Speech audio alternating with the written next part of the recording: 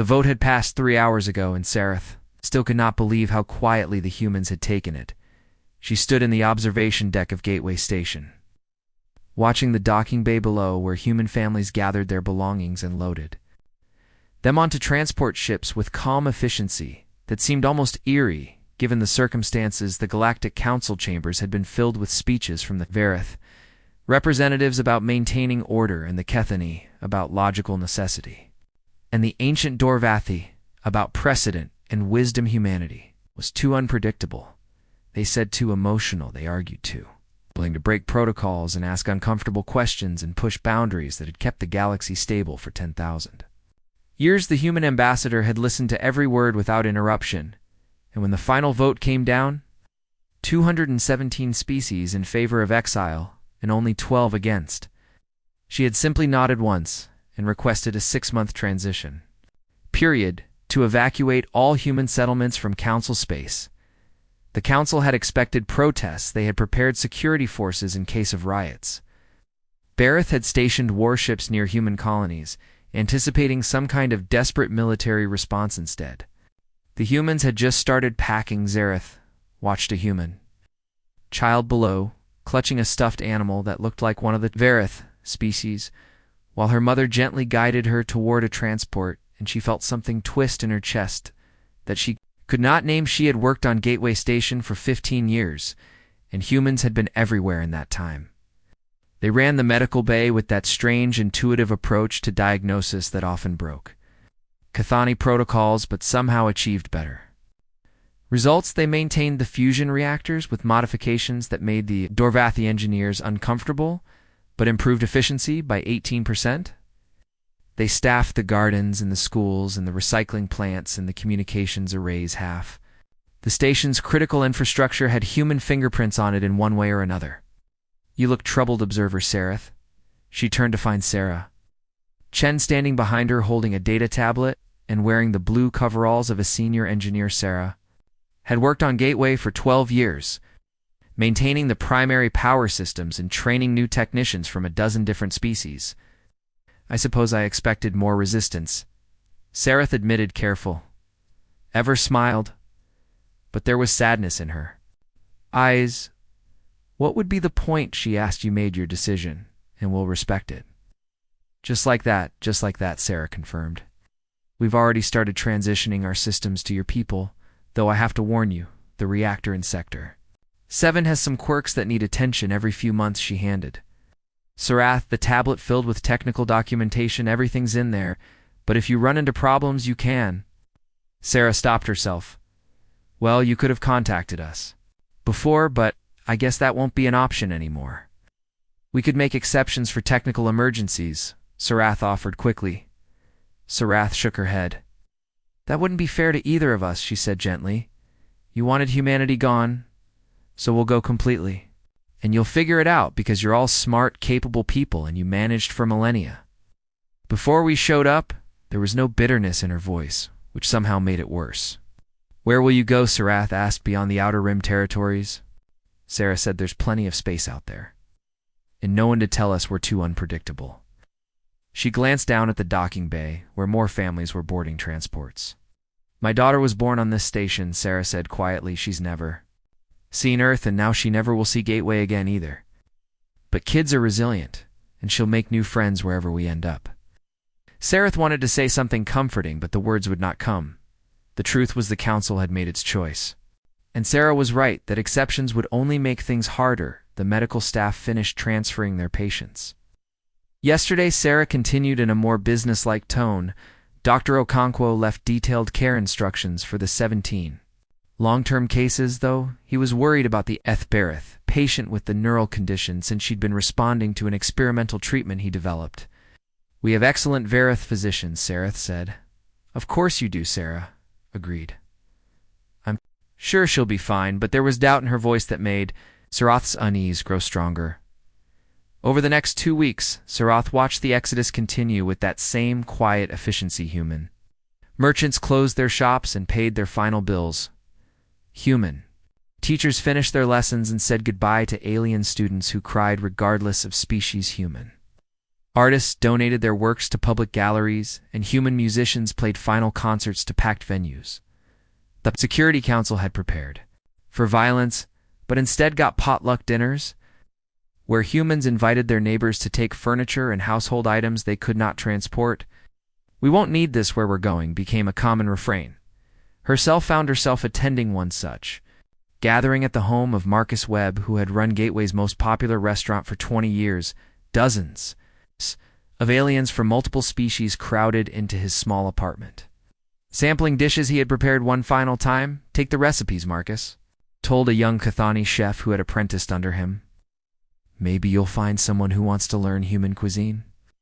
The Cathani looked distressed, which was unusual for his species. "It will not taste the same without your instruction," he said. Marcus clapped him on the shoulder. "Then make it your own," he said. "That's what cooking is about anyway.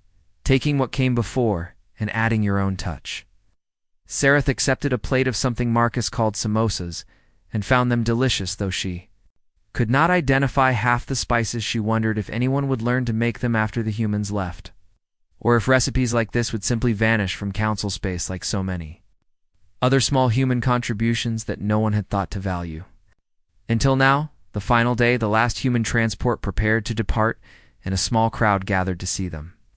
Off, Sarah Chen stood at the airlock with her daughter, and Sareth found herself walking over without consciously deciding to do so. "I hope you find what you're looking for out there, Sarath," said awkwardly. Sarath gave her that sad smile again.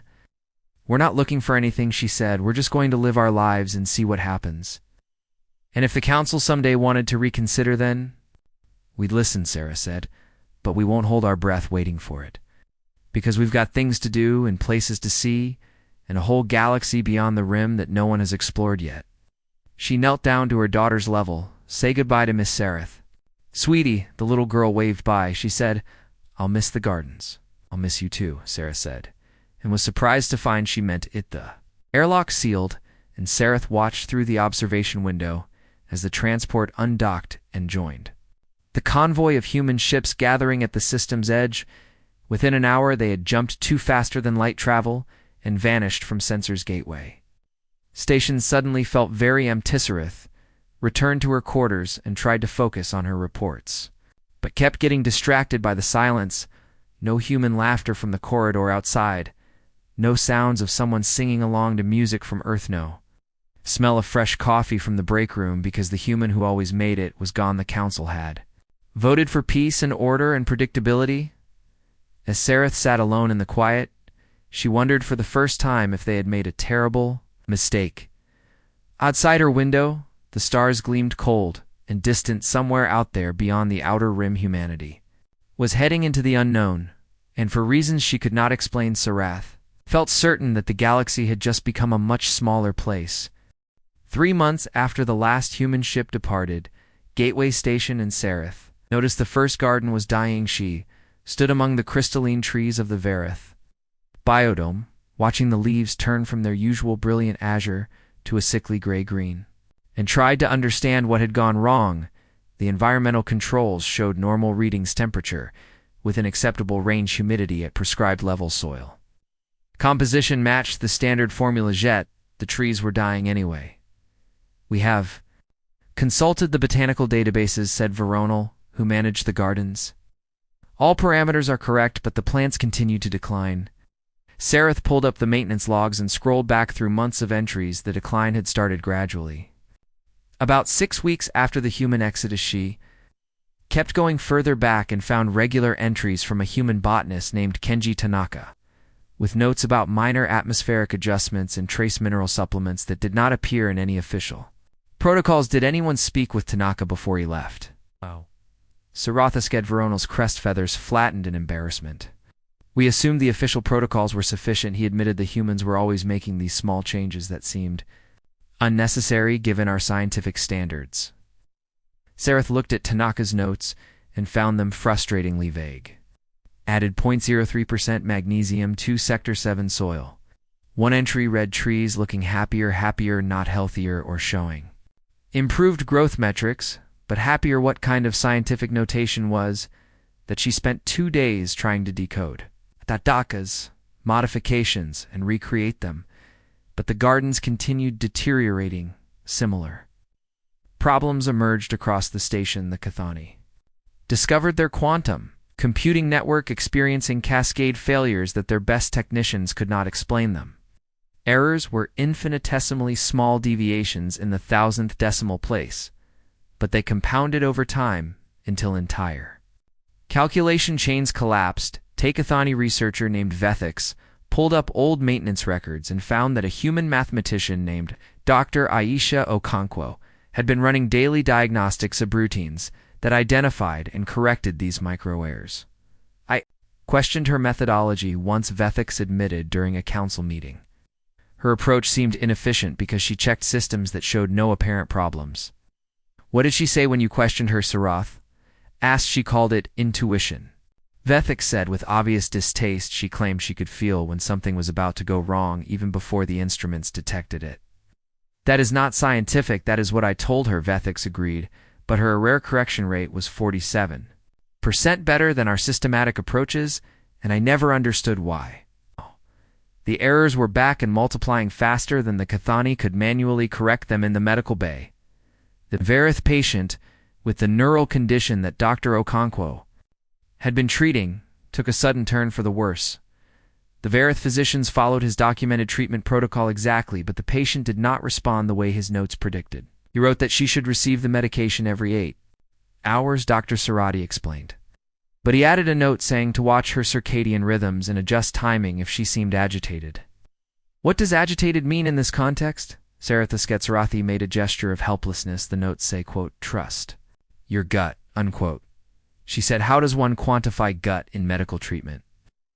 The patient's condition continued deteriorating. Sarath found herself thinking about Dr. Okonkwo constantly and wondering if he would have known what to do, not because he had better training than the Verith physicians, but because he had that inexplicable human quality of reading between the lines of data and seeing patterns that instruments could not measure. 2 months after the garden started dying, the main reactor began making a sound. It was subtle at first, a low vibration that barely registered on the monitoring equipment. Thorn, the chief Dorvathi engineer, insisted it was within acceptable parameters, and Sarath had no reason to doubt him. The Dorvathi had been building fusion reactors for 5,000 years before humans even discovered fire, but the vibration grew stronger. Sarath felt it through the deck plates when she walked near the engineering section, and it made her teeth ache in a way she could not explain. She pulled up the reactor maintenance logs and found entries from Sarah Chen dating back years. Adjusted harmonic resonance compensators in reactor to 1 entry,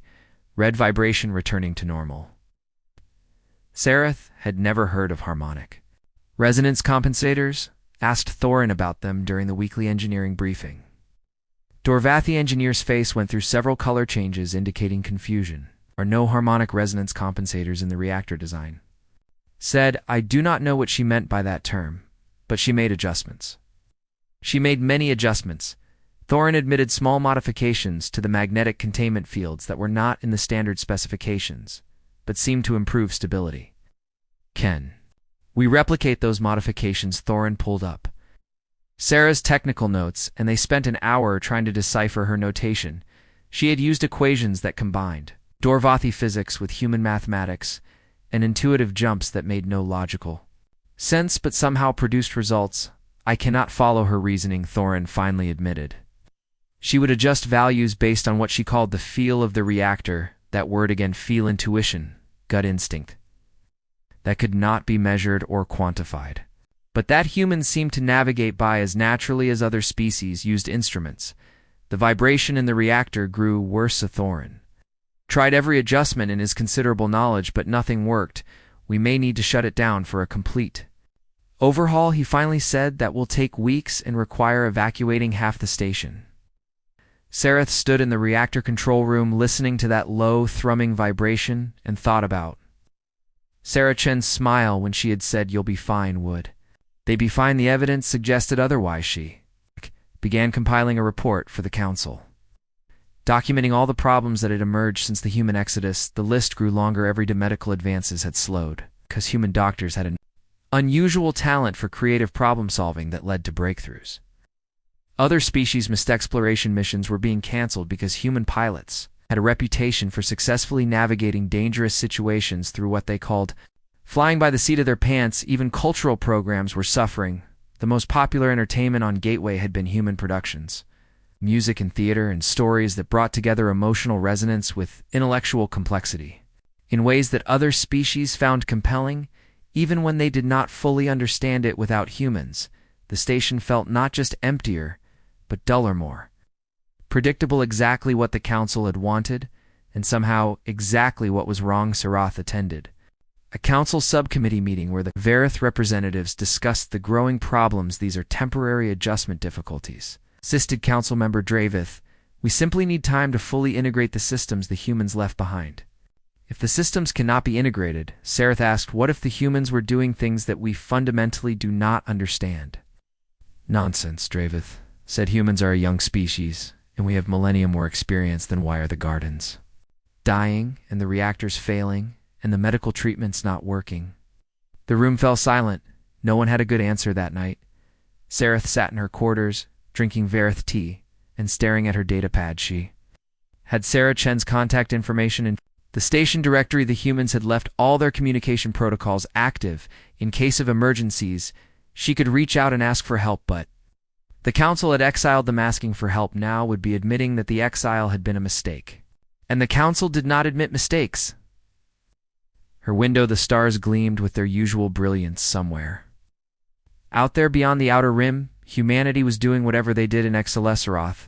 Wondered if they were struggling too, or if they had already moved on to new problems and new solutions. She wondered if they ever thought about the people they had left behind. The reactor vibration pulsed through the deck plates like a heartbeat growing irregular, and Sarath closed her eyes and tried to imagine what Sarah Chen would do in this situation. Nothing came to her. She lacked that peculiar human ability to see past the data to the truth underneath them. For the first time since the exile vote, Sarath felt genuinely afraid. The cracks were showing, and they were getting wider, and no one seemed to know how to fix them. The Cathani Science Directorate detected the anomaly on a routine deep space survey 13 months after the exile energy signatures beyond the outer rim territories where no settlements should exist. Massive ones, the kind that suggested industrial construction on a scale that required thousands of workers in fusion reactors and manufacturing. Facilities Council member Vethix brought the data to an emergency session, and the assembled representatives stared at the readings in confused silence. Cannot be accurate, said a Dorvathi admiral. There are no resources in that region to support such construction. The readings have been verified 17 times, Vethix replied. Something is out there, and it is growing. Studied the data. With growing unease, the energy signatures were concentrated in a sector that humans had been surveying before the exile. She remembered reading reports from human exploration teams about interesting anomalies in that region, though they had never specified what made them interesting. Could it be a natural phenomenon? Someone asked. The patterns are too regular, Vethix said. This is artificial construction, and it is expanding rapidly. The council debated for 3 days before finally authorizing a probe mission. A small Cathani science vessel would approach the outer rim border and deploy sensor drones to investigate Earth. Requested permission to observe the mission from Gateway Station's command center, and was granted access. She watched the probe launch and make the jump to faster-than-light travel with a knot of anxiety in her chest that she could not explain. The probe reached the outer rim after 6 days of travel and began deploying its sensor Aratha. First readings that came back made everyone in the command center go silent. The construction was even more massive than the initial surveys suggested, habitats that could house million shipyards, building vessels with whole configurations unlike anything in council databases, manufacturing facilities processing raw materials on an industrial scale, and everywhere, energy signatures that suggested fusion reactors running at efficiency levels the council had never achieved. What are they building? Admiral Korath wondered aloud. Not what Sarath said quietly. Who? Because there was no question in her mind that this was human construction. It had that same quality of creative chaos that human settlements always showed. Functional but unorthodox, combining technologies in ways that should not work, but somehow did. The probe attempted to move closer and suddenly encountered something unexpected. Dead zone. The sensors simply stopped working, as if space itself had become opaque to scanning. The probe tried different frequencies in different approaches, but the result was the same. Whatever was out there, the humans had found a way to hide it from Council technology. Launch a recovery drone. Admiral Korath ordered, I want that probe back for analysis, but before the recovery. Drone could launch. The probe's communication system activated, not the automated systems. Someone was sending a direct transmission. The face that appeared on the screen was familiar, Sarah. Nietzschean but different somehow. She wore a uniform Sareth did not. Recognized dark blue with silver insignia that showed a star surrounded by smaller symbols. Her hair was shorter and she had a new scar across her left cheek, but her smile was the same. Hello, friends, she said cheerfully. We detected your probe and thought we should say hello before you worried too much. Admiral Korath leaned forward. What are you doing out there? He demanded. Sarah's smile widened. Living our lives, she said. Building our homes and raising our families and exploring the galaxy like we always wanted to. Those energy readings suggest massive military construction. Those energy readings suggest we have been busy, Sarah corrected. We are not building weapons, though. We are building many things you are violating. The terms of your exile by constructing facilities so close to Council space. Sarah shook her head. Check your records, Admiral, she said. The exile agreement specified we leave Council space but placed no restrictions on where we could go or what. We could build once we left. She was right, and everyone in the command center knew it. The Council had been so focused on getting humans out that they had not considered what humans might do once they were gone. We have prepared a data packet for you, Sarah continued. Technical specifications for what we have built and some other information that might interest the Council. She paused and her expression grew more serious. We have also made some new friends out here, she said. They are very different from the species in Council space, but they have been wonderful neighbors and teachers. What kind of species? Sareth asked before she could stop herself. Sarah turned toward the camera as if she could see through it. Is that you, Sareth? She asked warmly. It is good to hear your voice. What kind of species? Sarath repeated. The kind your Council wrote off as impossible to communicate with, Sarah said. The kind that exist in ways your science said could not support consciousness. And the kind that think thoughts your logic said could not be coherent. The screen split, and suddenly there were other beings visible, crystalline. Structures that pulsed with inner light clouds of energy that shifted between colors. Sareth had no names for something that looked like living geometry folding and unfolding through dimensions that made her eyes hurt to perceive. Meet the architects, Sarah said, gesturing to the crystals and the weavers, indicating the energy beings, and the folders with a nod to the geometric impossibility. Those cannot be sentient, Admiral Korath said. One of the crystalline beings pulsed and suddenly text appeared on the screen. Your skepticism is noted but irrelevant to our existence. The words were in perfect Cathani formal. Script. Saroth felt something fundamental shift in her understanding of the universe. How she whispered, humans asked us questions. The architect wrote, humans listened to answers and humans found ways to translate thoughts. That your species declared untranslatable. Sarah nodded. Turns out that unpredictability you all worried about makes us pretty good at talking to beings who think in non-standard ways, she said.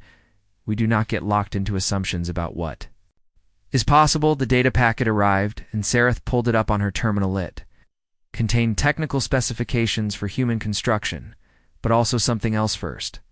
Contact reports.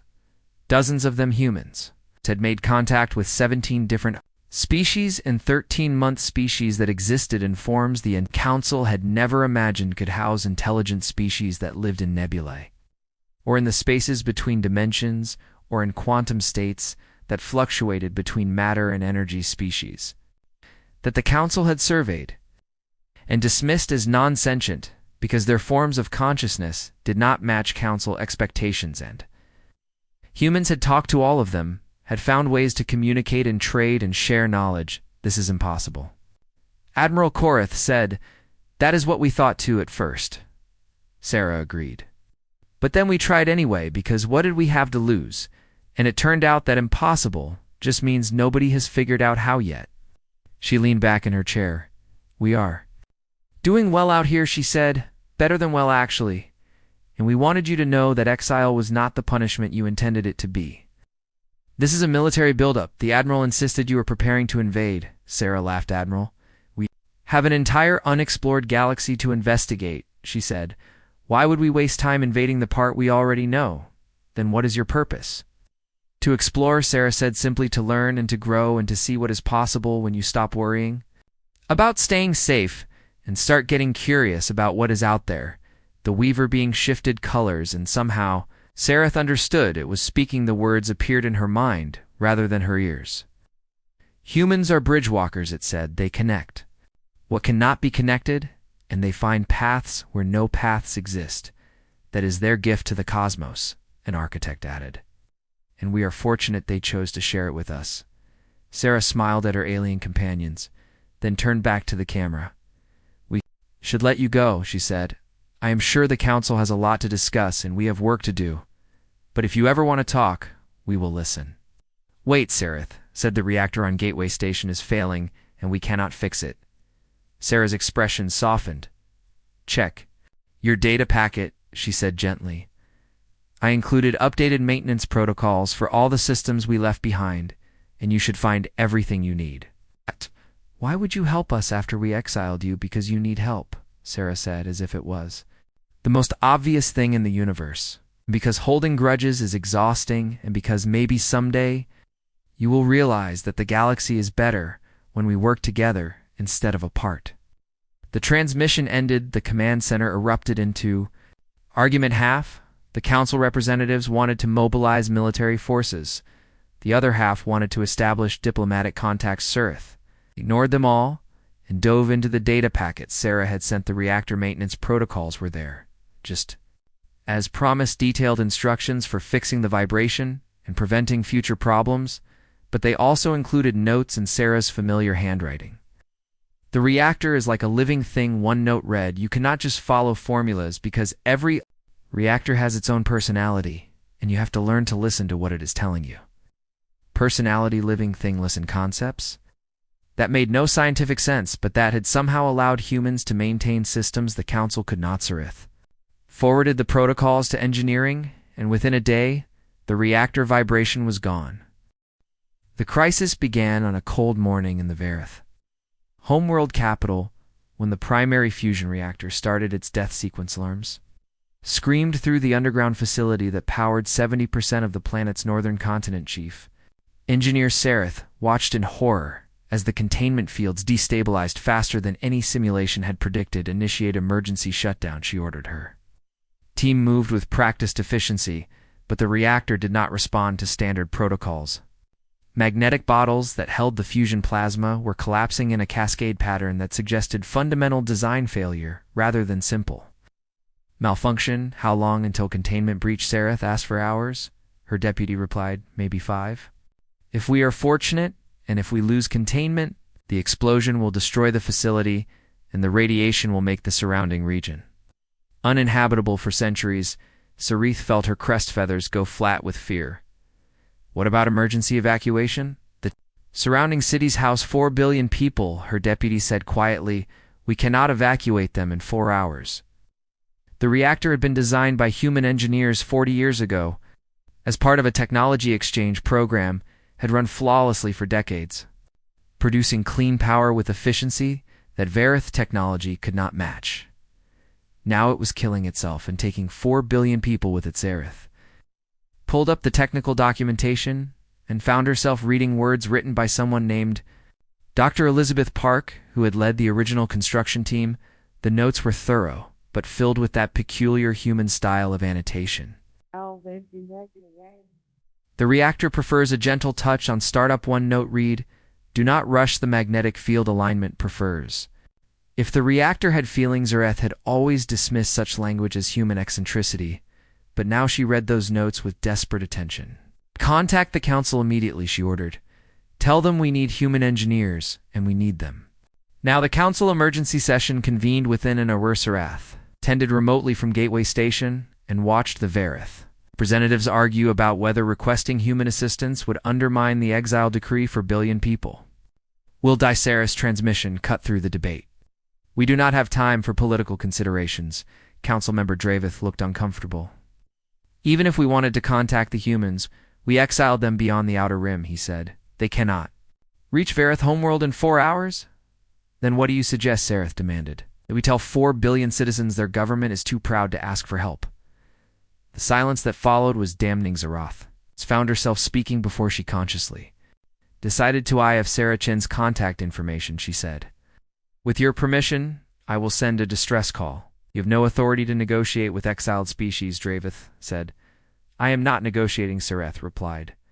I am begging. The vote was close, but ultimately the council authorized the emergency contact. Xerath transmitted the distress call and waited. 3 minutes later, her console chimed with an incoming message. Sarah Chen's face appeared, looking concerned.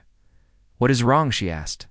Immediately, the primary reactor on Vareth homeworld is failing, Xerath said. We have maybe 4 hours before containment breach, and 4 billion people in the blast radius. Sarah was already moving. Xerath could see her running through corridors and shouting orders to people off screen. Send me the technical specifications and the current reactor status, Sarah said, and stand by. The connection stayed open, and Sareth watched Sarah reach what looked like a command center. Other humans rushed around her, pulling up displays and running calculations, but there were also non-humans in the room. An architect pulsed beside Sarah, analyzing the data. Weaver entity flowed through the displays, examining them from angles that made no geometric sense. The cascade is in the tertiary magnetic systems, the architect communicated. Human Dr. Park used a non-standard field geometry that created harmonic resonances. Can we stop it remotely? Sarah asked. No, the architect replied. This requires it. Physical intervention. Sarah turned back to the camera. We are coming, she said. But we are 2 hours away, even at maximum speed. And you said you have 4 hours until breach. Can you fix it in 2 hours once you arrive? Sarah's expression was grim. Do not know, she admitted, but we are going to try. The transmission shifted, and suddenly, Xerath was looking at a hangar bay, where humans were boarding ships, with that same efficient urgency she remembered from the evacuation. But these ships were different from the transports that had left gateway stations, leaker and faster, with hull configurations that suggested technologies the Council did not possess. Those are military vessels, Admiral Korith observed. Those are rescue vessels, Sarah corrected. We built them for exactly this kind of emergency you anticipated. Council systems failing. We anticipated that complex systems eventually fail regardless of who builds them, Sarah said, and we decided we would rather be prepared to help than prepared to say, we told you so. The ships launched and jumped to faster-than-light travel. Sarah stayed on the communication channel, coordinating with her team and with Sareth on Vareth homeworld. Talk me through the cascade pattern, Sarah said. Sareth described what she was seeing, and Sarah listened with total focus. Okay, Sarah said. Finally, you are going to think this sounds crazy, but I need you to do exactly what I say. She walked Sareth through a series of adjustments to the magnetic containment fields. They made no sense according to standard Vareth engineering principles. They violated safety protocols that had been in place for millennia, but Sareth followed the instructions anyway, because she had no other options. The cascade slowed, not stopped, but the rate of collapse decreased from catastrophic to merely critical. You bought us time, Sarah said. Now hold that configuration until we get there. The 2 hours felt like Xerath watched from Gateway Station, feeling utterly useless, while Sareth and her team maintained Sarah's improvised fixes. Human fleet emerged from faster-than-light travel, right on schedule 5. Ships that moved with precision that suggested extensive coordination they did not wait for. Permission to approach the reactor facility. The lead ship landed directly on the facility's roof, and humans and radiation suits poured out, carrying equipment Xerath did not recognize. Xerath did not recognize Xerath, born of experience. She reached the reactor control room within minutes, and immediately began issuing orders. Her team worked with synchronized efficiency that came from training. Sareth could only imagine, but they were not alone. The architects had sent holographic projections that analyzed the reactor's quantum states. The Weavers manifested as energy patterns that could interact with the plasma directly. Dozen other species from humanity's new alliance contributed in ways that defied Sareth's understanding. This is not just human technology, Admiral Korith observed. No, Sareth agreed. This is something new. Inside the reactor facility, Sarah's hands moved across controls with practiced speed. The cascade is in the western quadrant. An architect advised recommend reinforcing. Magnetic bottle 7 through 12, copy that, Sarah replied. Martinez, bring the field generators to those coordinates, eh? Human engineer nodded, and his team moved with equipment that hummed with power. The weavers flowed into the reactor core.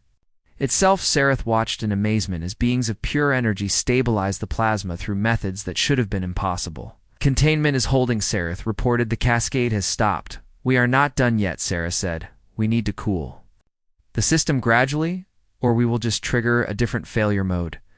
The process took another 3 Aresareth. Watched the entire time as humans and their alien allies worked together with coordination that seemed almost telepathic. They moved like a single organism, each part supporting the others. When the reactor finally reached stable shutdown, Sarah allowed herself to lean against a control console. It is safe, she announced. You can begin evacuation procedures for the surrounding area while we repair the damage. How long will repairs take? Sareth asked. A week, maybe 2, Sarah said. We will need to replace several core components and recalibrate the entire magnetic containment system.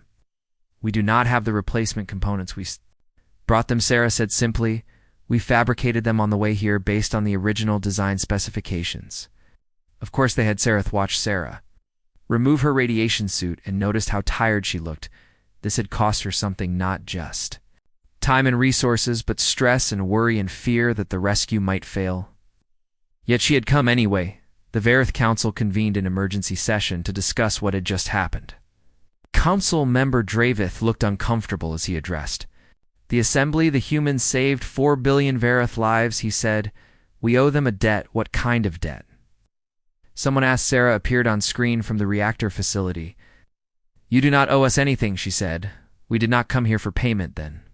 Why did you come? Because you needed help?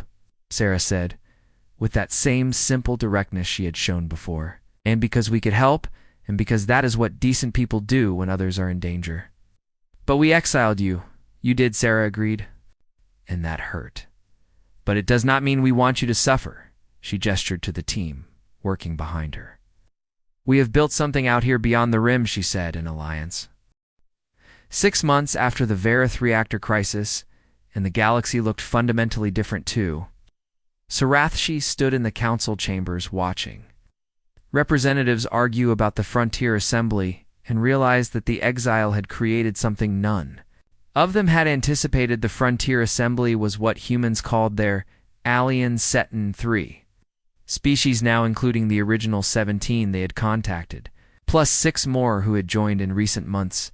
Species that existed in forms the Council had declared impossible, species that thought in patterns the Council had called incoherent, species that lived in regions the Council had deemed too dangerous to explore, and they were thriving. Trade agreements flowed back and forth across the exile border. The Frontier Assembly controlled the richest unexplored regions of the galaxy, and they were generous with sources.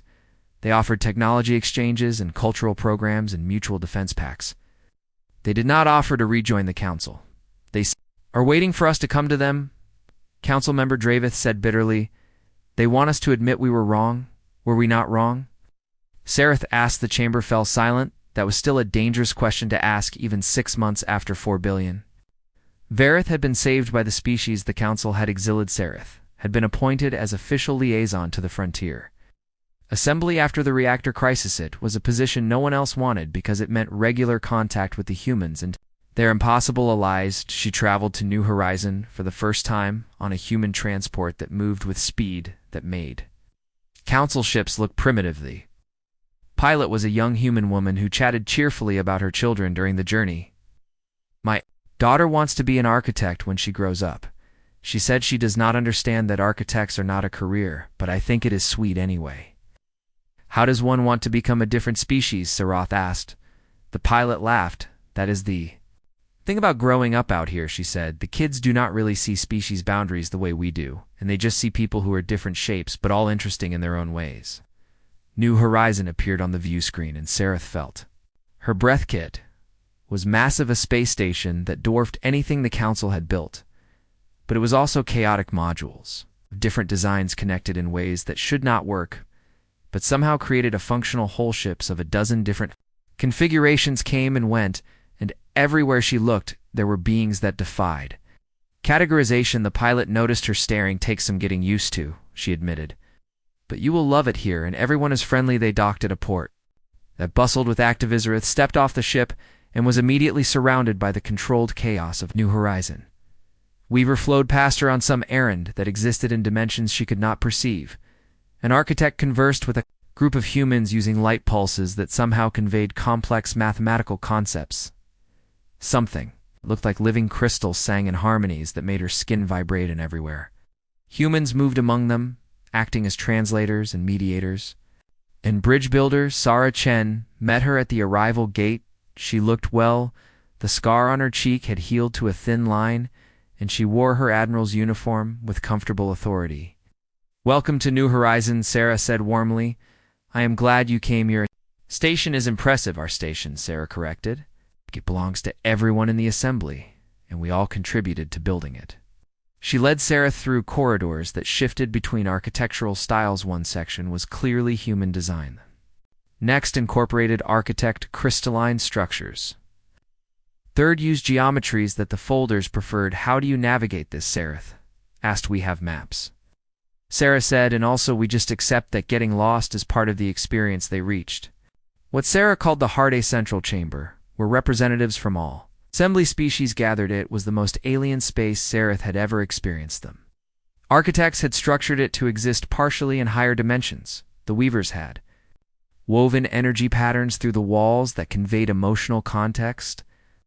Folders had created spaces that connected to other spaces in ways that violated normal physics, and humans had added comfortable chairs and a coffee station. "This is where we make decisions," Sarah explained. "Every species has a voice, and we talk until we reach consensus. That must take forever sometimes," Sarah admitted. "But we find that decisions made with everyone's input tend to work better than decisions made." By a few powerful voices, she guided Sarah to a seat and introduced her to the assembly representatives. Architects pulsed greetings in mathematical patterns.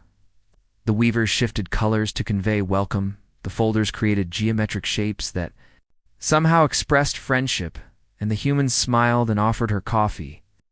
"We have been discussing your council," an architect said. "They seem afraid of change. They value stability."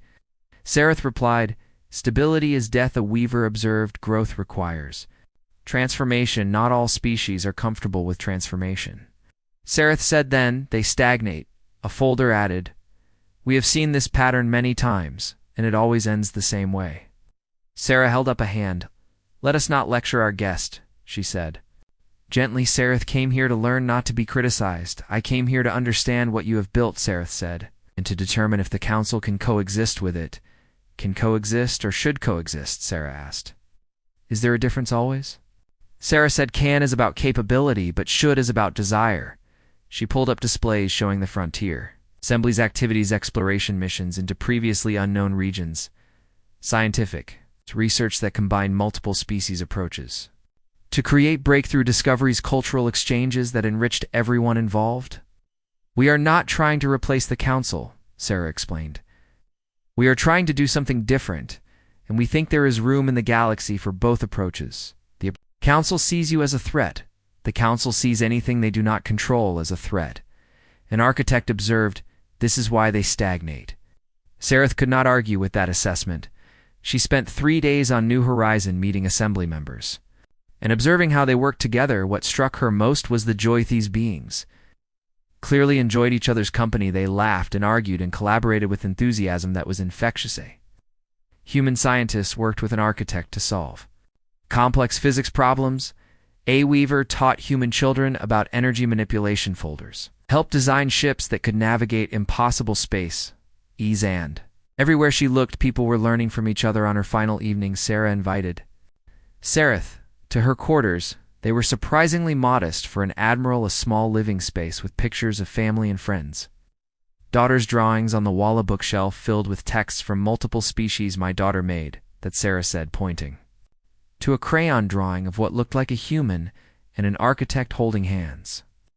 "She does not see the difference between species," Sarah observed. "She sees the differences," Sarah corrected. But she does not think the differences are problems in.